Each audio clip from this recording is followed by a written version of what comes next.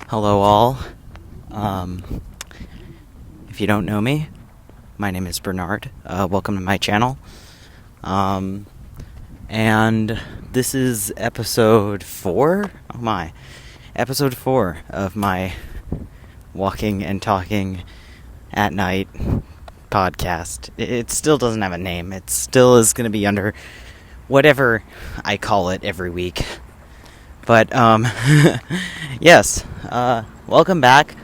I'm definitely very glad to be here.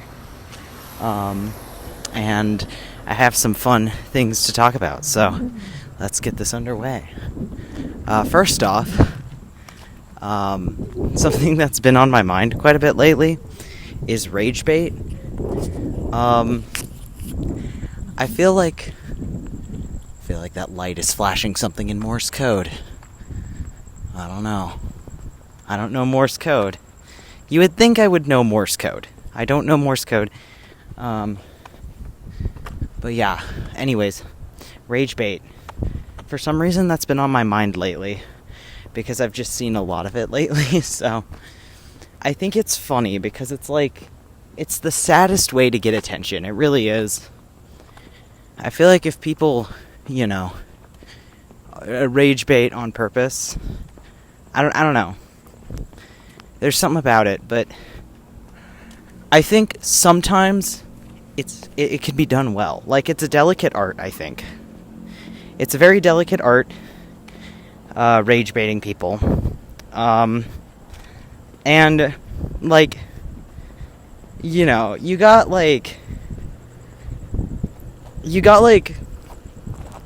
Metal Machine music, that's rage bait done right. And the thing was that I don't think Lou Reed intended for that to be rage bait. I think he just intended to, make a point that he wasn't making music for anyone but himself. And that's rage bait done right, I think. That sort of thing, where it's like, guys, please shut the fuck up. Let me do my thing. Stop telling me what to do. Here, listen to this noise and piss off. And I respect that so much. And yeah, no, that kind of rage bait I appreciate. And I think it's a delicate art.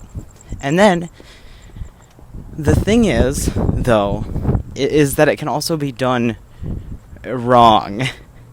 I don't know if any of you guys have been seeing this, on your For You page or your Facebook feeds or whatever.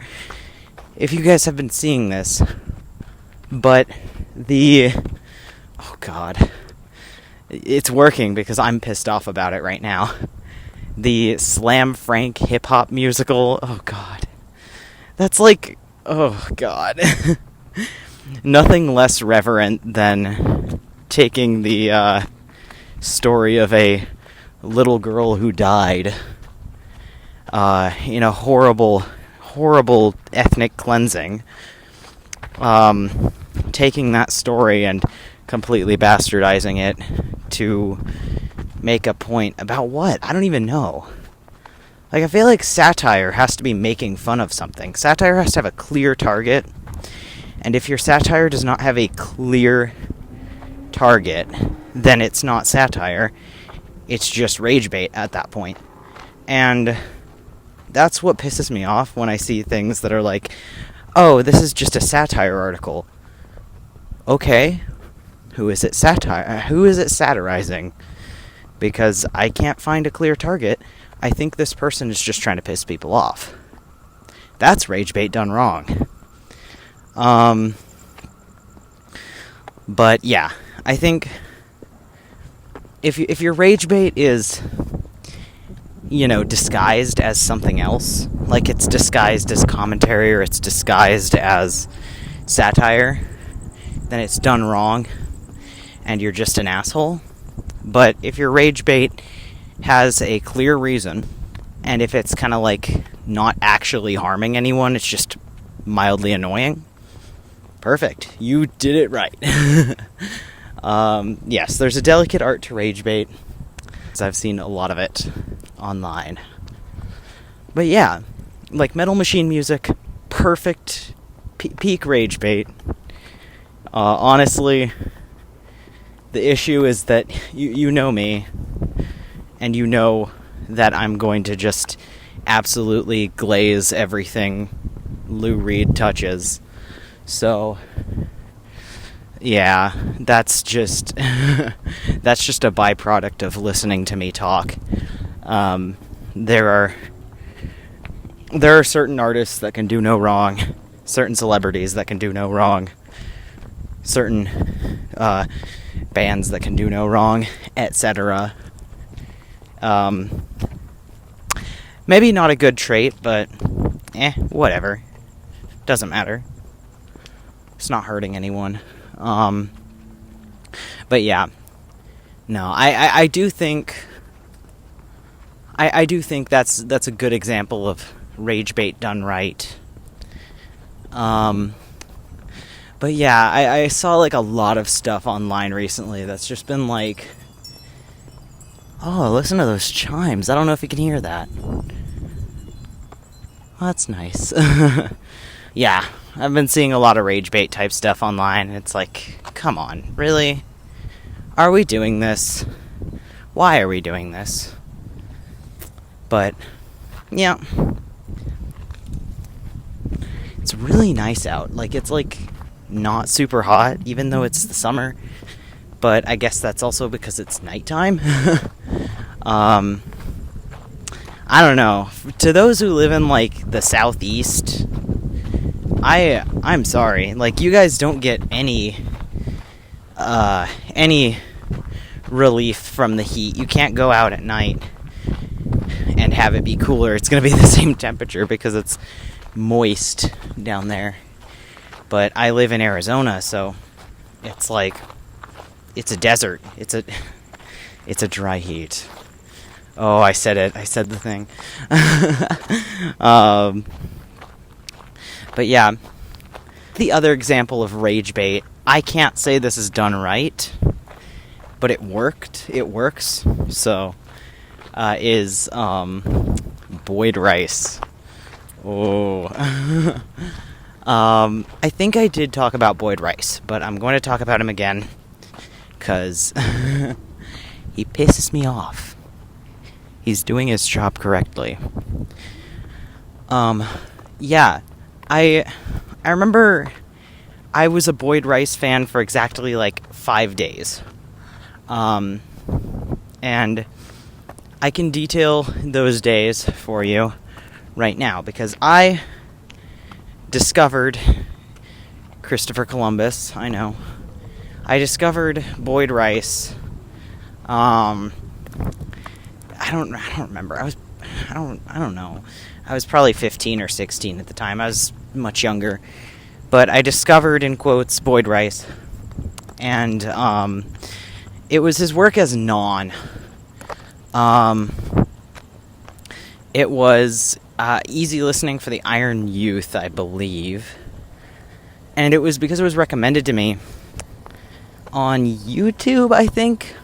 It was recommended to me on YouTube. And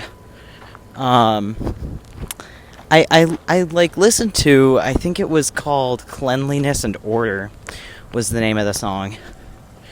And I was like, ooh, this is exciting. This is like my kind of music. It reminded me a lot of like Frank Tovey, Fad Gadget, if you know him by his other name, by his professional name. But reminded me of Fad Gadget / Frank Tovey. And it was really quite enjoyable. If you're an industrial music fan, it's enjoyable. If you're not an industrial music fan, it's not. Unfortunately, but I was just glazing fucking Metal Machine music a few seconds ago, so clearly I like noise. But yeah, I think I was listening to it and I was like, this is great. I listened to the rest of the album. Oh, you know what I think made me like it, or made me, like, interested? I think the producer was Daniel Miller. I think that was it.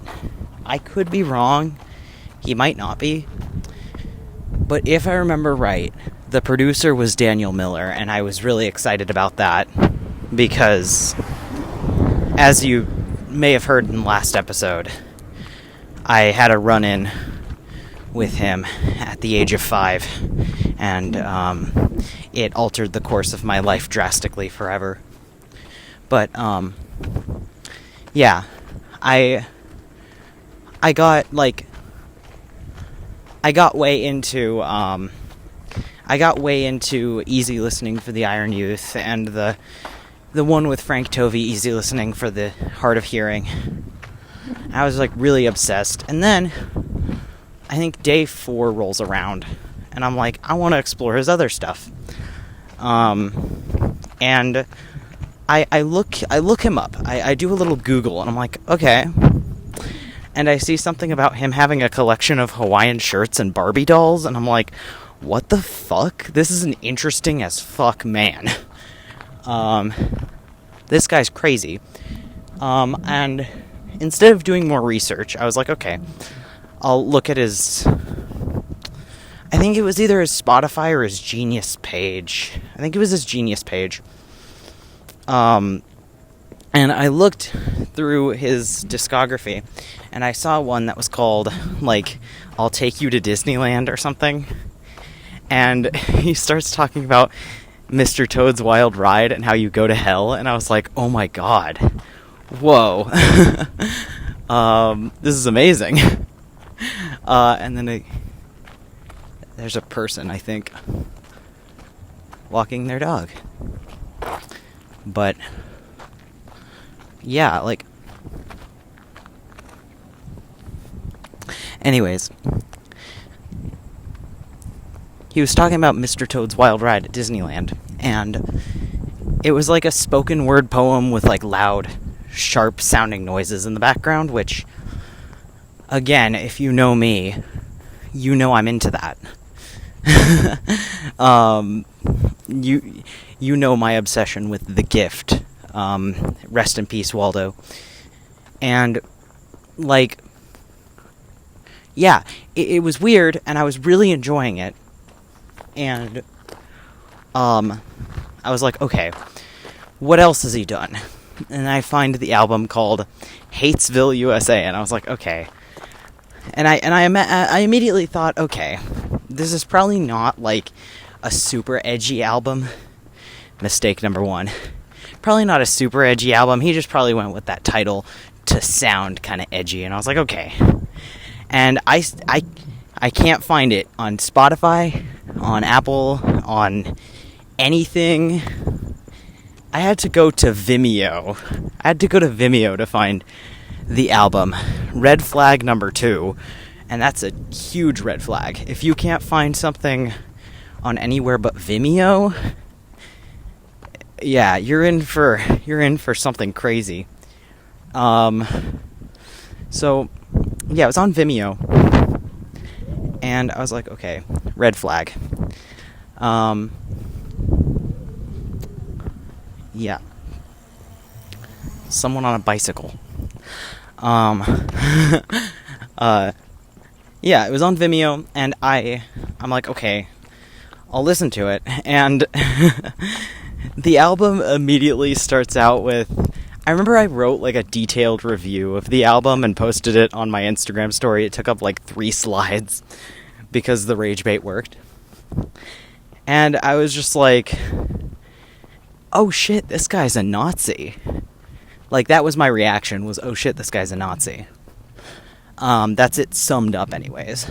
But I remember there was one song called Let's Hear It for Violence Towards Women, which is a diabolical title. And, like, you look at the titles and you think, okay, he's just being edgy.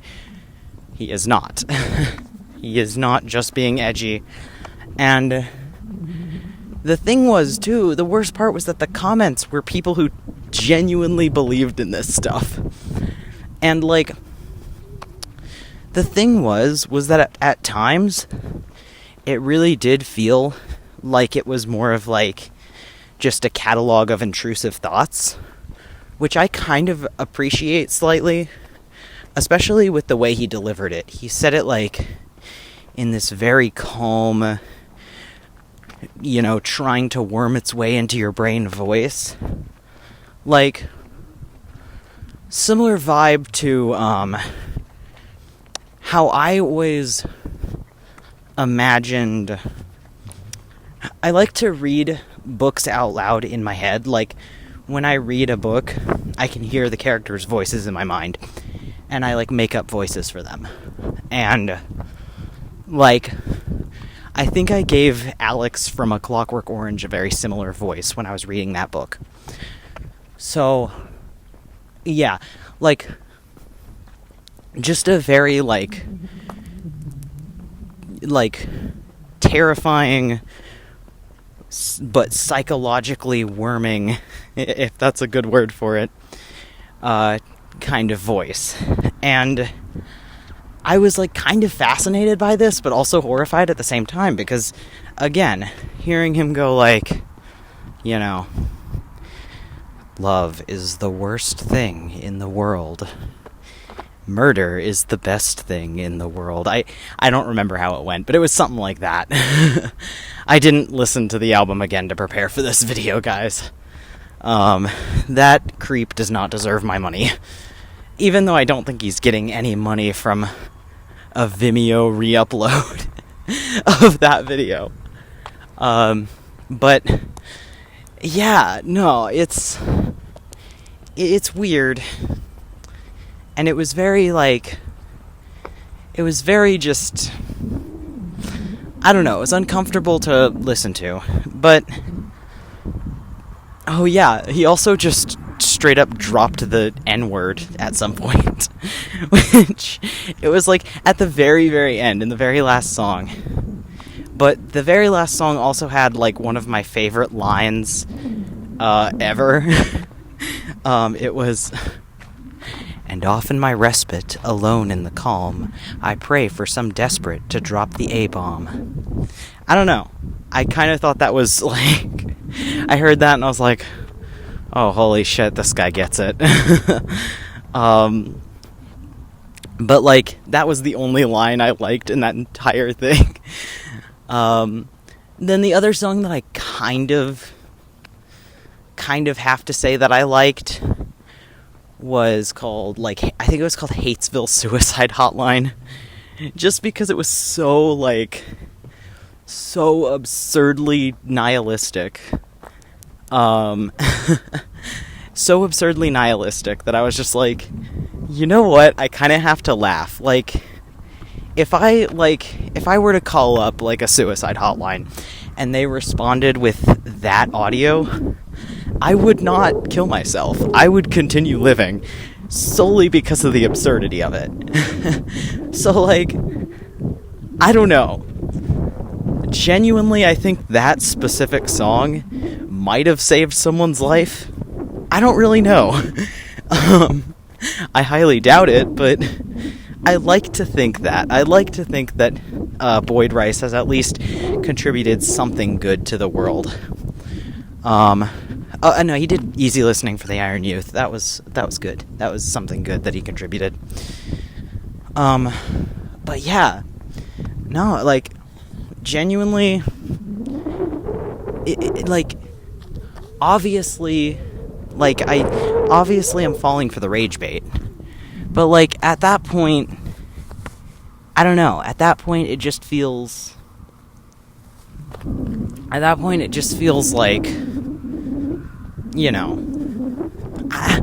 don't know. But yeah, he has a weird cult fan base, too. Like, Boyd Rice does. He has, like, a total of maybe 5 fans. And those fans are people that I would not want to run into in real life.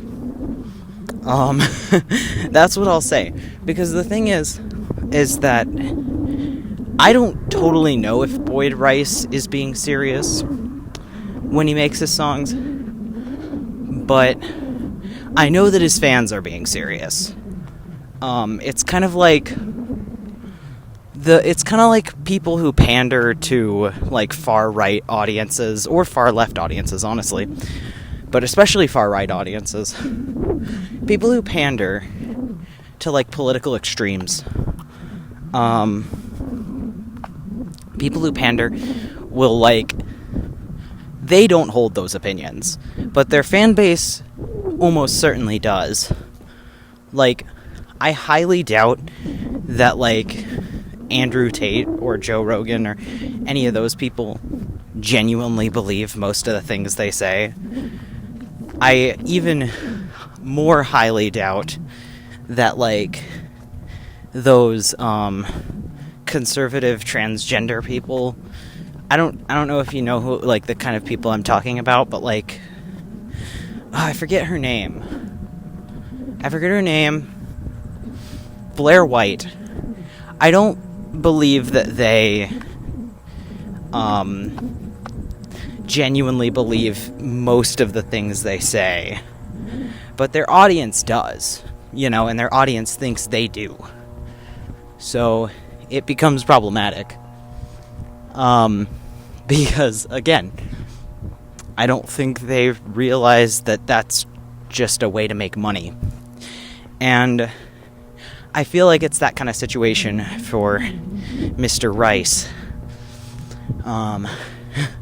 But yeah, it's an unfortunate thing. I feel like there's a good amount of people who got into industrial music, had like a 3-day long Boyd Rice phase, and then, like, listened to one of their, one of the Nazi albums and was just like, oh, fuck, I can't listen to this anymore. But yeah, that's my Boyd Rice story. If you're an industrial music fan and you have a Boyd Rice story, share it in the comments. I'm sure it's the exact same story as mine. But yeah, I don't know. I thought, like, yeah, it's rage bait, I think, done well, like, it works, but not done in a way that not done in a good way, because then the only people listening to his stuff are going to be the people who actually agree with that atrocious stuff that he says. But yeah, I think, though, something that I really like is when a band just, like, completely alienates, like, a whole bunch of people, and then, like, a band, like, alienates a whole bunch of people and then grows a really small cat. I see a cat. Grows a really small cult fan base.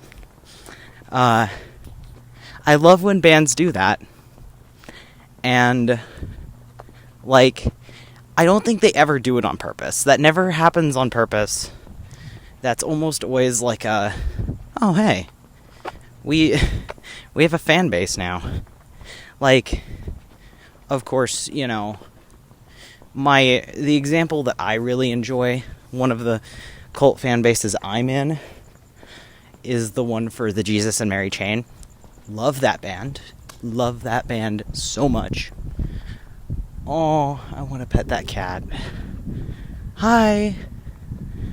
Oh no, don't run away. Oh, hi. Oh, they, like, put out food for the cat. Aw, that's cute. Okay. It was a little tuxedo boy. Or girl, I don't really know. It had kind of a longer tail, so I think it might be a boy. But yeah, I don't remember what I was gonna say. Oh, yes, the Jesus and Mary Chain. Love that band so much. And the thing was that they were the perfect example of that. Jim and Will Reed were like, they were literally just like two brothers who were like, hey, do you want to make music? And, and then they did. And they weren't making it for anyone but themselves. Like, in interviews, they say, oh, we weren't making it for anyone but ourselves. We just thought music ought to sound like this. And, they made music. And I love that. They, in their early days, incited like 3 riots in a month. And I love that. That's like iconic. That's iconic. But yes, like, genuinely, that's the kind of music where you listen to it and it's like, it's pleasant, but in a very strange way. Like, it's pleasant for them, and I guess for whoever ends up liking it. And I like that, because I don't think they were trying to alienate their audience, They were just trying to make music for themselves, and ended up accidentally alienating their audience. Which, I don't know, I love that. It's like, hell yeah, do your own thing. But yeah, I don't know. And plus it also just like, it does make you feel like, oh yeah, I like this kind of music. They made music for themselves, but they also kind of made music for me too, And yeah, no, insane appreciation for them. Again, you know what? I think I just like people with the last name of Reed. I think that's it. I can't think of any other examples of people with the last name of Reed. But I think it's spelled differently than R-E-E-D. I think it's spelled with an I. I don't know. I'll have to look it up. But yeah, the Jesus and Mary Chain. Love them. Great band. Yeah. I've seen them live before, and that was so cool. Oh my god, they were so loud. And like, it was so like groovy and like fuzzy, and I don't know, it was very, very great. And if you ever get a chance to see them live, please do it. And if you ever get a chance to take me with you to see them live, also please do that. Please, I would love it.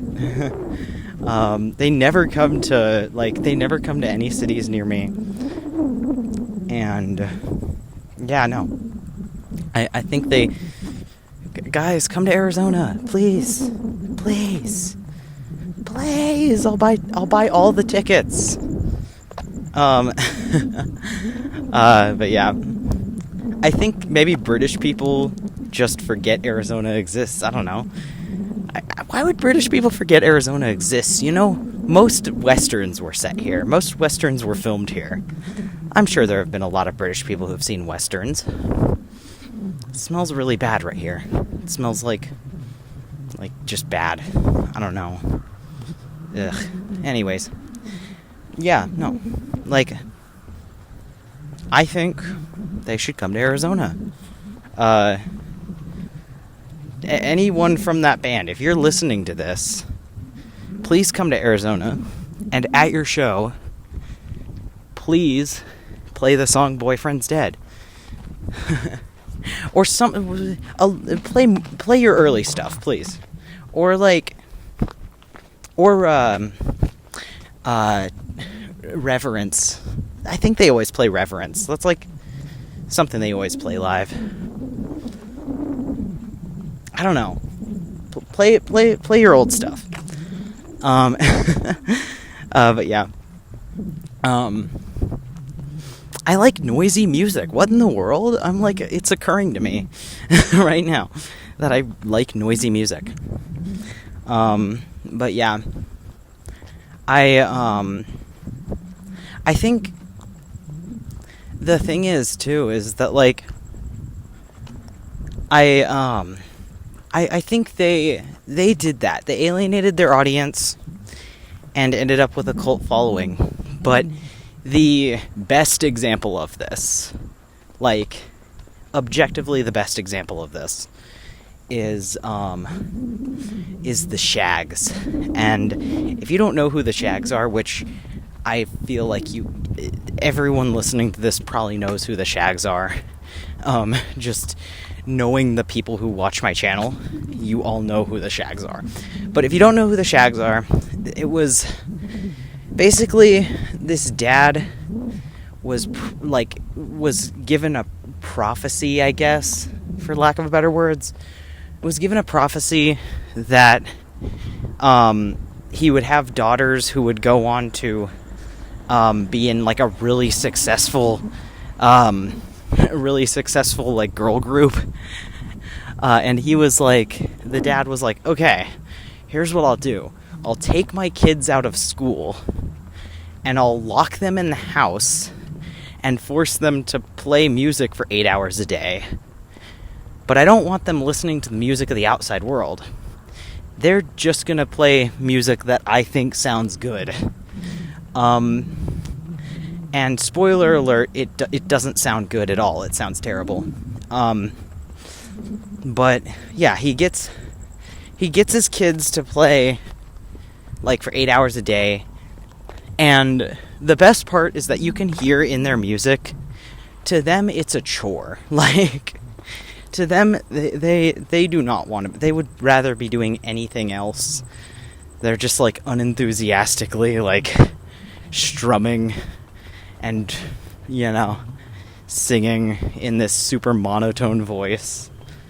And I don't know, that it brings me a lot of joy to just hear how bored they sound. Maybe not joy. I don't know. It's very interesting to just hear how they sound. And the thing is, too, is that their music does totally sound like a band that was never allowed to listen to any music from the outside world. They sound like if you had had music described to you by someone. Like, if you had never heard pop music in your life and someone told you, okay, pop music needs to have this, and this, and this. And, yeah. So, I don't know, very depressing circumstance. But yeah, that band ended up getting kind of a cult following because people were like, what the fuck? And, I mean, yeah, that's it. You know? Just, what the fuck?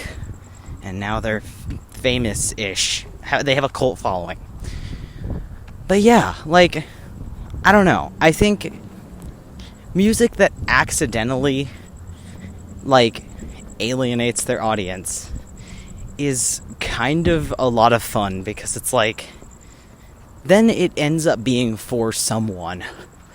And, you know, I don't know. That's just kind of interesting to me. But yeah, I think it's interesting how that ended up happening. I think that kind of brings me into something else. I really love when people will just make art indulgently for themselves. Like, again, it's a very similar thing to me. People will make art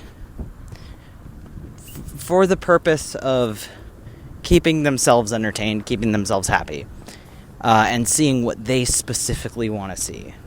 And, like, you know, you see this with, like, furries, I think, a lot of the time. I don't know. I don't think people very often want to see drawings of... Well, I don't know. Do people want to see drawings of, like, their friends' personas? Maybe. But I think a lot of the time furries draw just for their own, you know, own enjoyment, own amusement. But, like, I think the best and kind of saddest example of this, because, like, I don't know, I think I'm gonna get made fun of for this, but I don't really care. I feel bad for Chris Chan. I think the thing about Chris is that, like, Chris is just obviously, like, started posting online when they were much younger, and whoa, I just saw a huge bug. Posted online when they were much younger, and, like, ended up kind of just getting bullied for doing weird things, but, like, none of it was harmful particularly. It was just weird and kind of socially inept. But, like, also, like, you gotta remember, Chris is autistic and was online at a pretty young age. I think she was young when I don't know how old she was when she started. Whatever. Chris Chan was on the internet at a pretty young age, posting at a pretty young age, and kind of just ended up being encouraged, thinking, like, oh, this is what the people want. When in reality, people were just being like, hey, you're really funny to me, and I like laughing at you. And, it was kind of like, I don't know. I feel like I'm the only person who kind of feels bad for Chris Chan. I don't know. I think it's like a whole thing. I don't think that, like, they're really a good person, or that anything, I don't think that they're a good person, or that anything they do is, like, excused at all. But, like, guys, I don't know. And, like, I feel that way about, like, lol cows.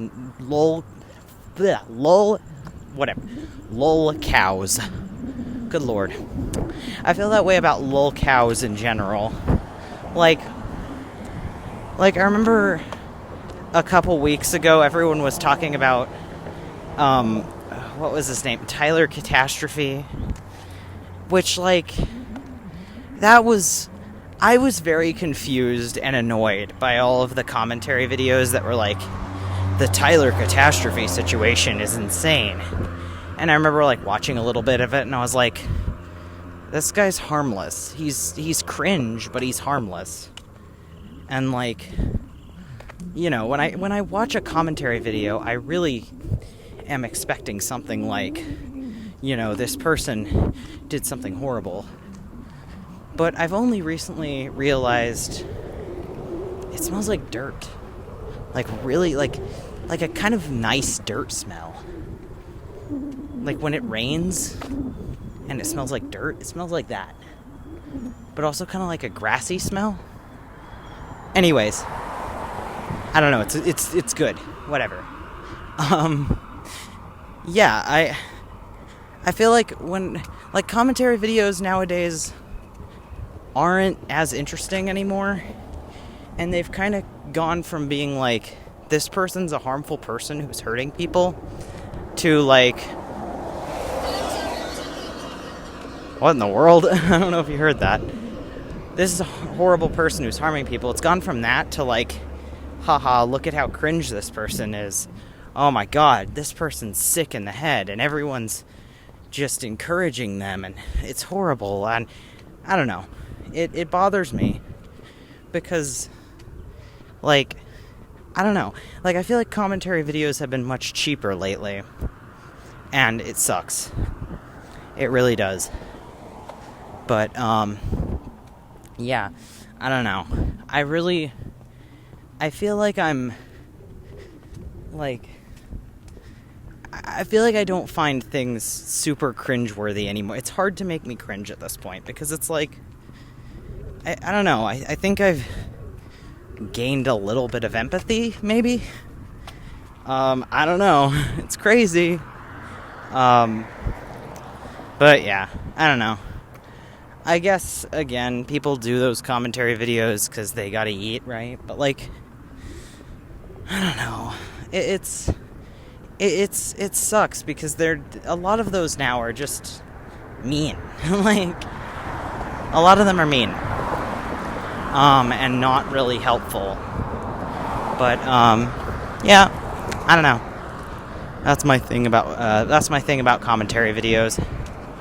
But, yeah. I think there was something else that was, like, on my mind that I wanted to talk about. Oh my god, yes. That was the thing. Because I was talking about rage bait, and then I thought of something. I thought of Andy Warhol. Guys, Andy Warhol, come on. The king of rage bait right there. But, like, also at the same time, I have a lot to say about contemporary art. Hold on. Now it's all coming to me. I have a lot to say about contemporary art. First of all, it bothers me when people will post their art and it'll be like, this art gets, 10 million views, and it's like someone dumping a paint can over or something, something like that. And then it'll be like, but my art only gets 10 views, And then that gets like 1 million people to comment and 1 million people to like and all that. First off,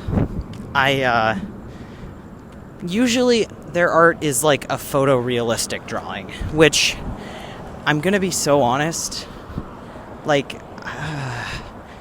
I don't like photorealism. I hate that art style. I think it's like, it takes skill and it takes talent, but it's not very creative, I feel like. I think what I do enjoy is like, if you're gonna do photorealism, use it to do like body horror or something. Use it to do something that doesn't exist, but that can exist. Like, I don't know. If you're gonna do photorealism, like, draw something that doesn't exist. Don't draw like the same picture of the lips biting into a lime. Like, I don't know. I don't like photorealism, and that's like my hot take.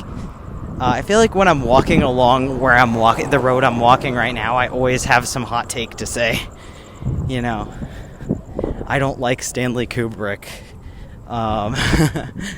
Hair should have been rated R. Photorealism is not a fun art style. I don't know. There's a lot of others that I've had, I'm sure, on this road. And it's just totally by sheer coincidence. But, yeah. I think, I don't know. I don't like those because also, like, there is skill and thought that goes into contemporary art a lot of the time. Also, why is it called contemporary art? Like, that's weird, because you go from modernism, and then, another movement comes along. Okay, what do we call it? Postmodernism. Okay, well, there's another movement coming along. What do we call this? Contemporary. What are you going to call the next one? Post-contemporary? That is a huge bug. What in the world? Is there like a locust plague going on? What in the world? Yeah, no, I don't know. Whatever. That's a whole other can of worms. I don't know. But I'm getting so sidetracked. Andy Warhol. I think the thing is, something that really upsets me is that anti-elitism is inherently elitist by the way it's set up. It's inherently elitist. I think, like, you're trying to do something, that, like, you're purposefully trying to, alienate. Oh my god, we're back to this. You're purposely trying to alienate. And you end up like, with a bunch of people who pretend that they like your work and pretend that they get your work, when in reality it has little to no meaning. And there's people like looking too much into it, and people saying, oh, you wouldn't get it, and being like in-crowdy about it. That's elitism. That literally is elitism.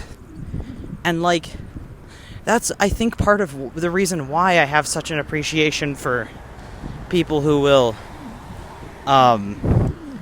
alienate their audiences on accident, because they do what they want to do. And they don't do something just for the purpose of pissing people off. Because, yeah, like, I don't know. I feel like in situations like that, it's clearly just people trying to, like, get people mad. Like, I don't think Andy Warhol really wanted an audience, but, like, he also did want an audience. He wanted people to look at his art and go, like, wow, this is profound. But, like, and I don't just mean Andy Warhol specifically, I mean everyone in that realm.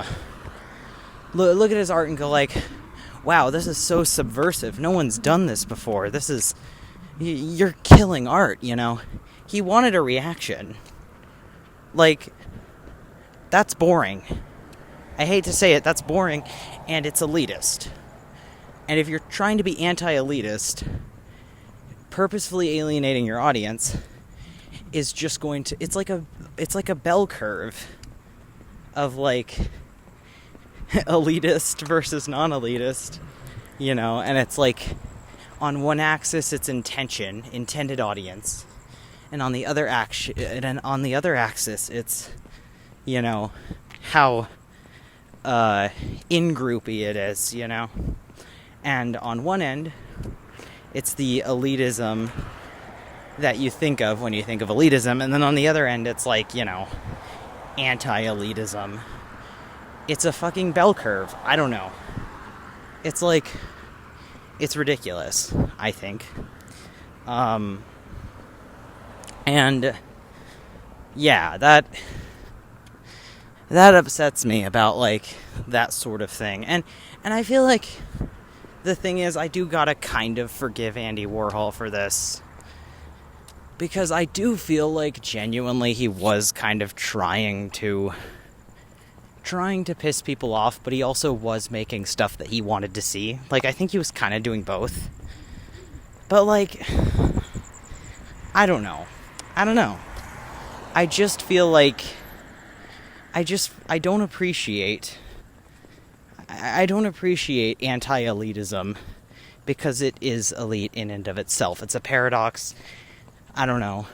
I'm getting worked up about this when it really doesn't matter.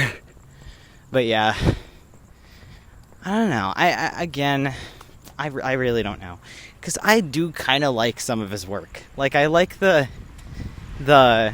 Jackie Kennedy portraits. Those are fun, and like the cans of soup. I love that. That's like, that's fun,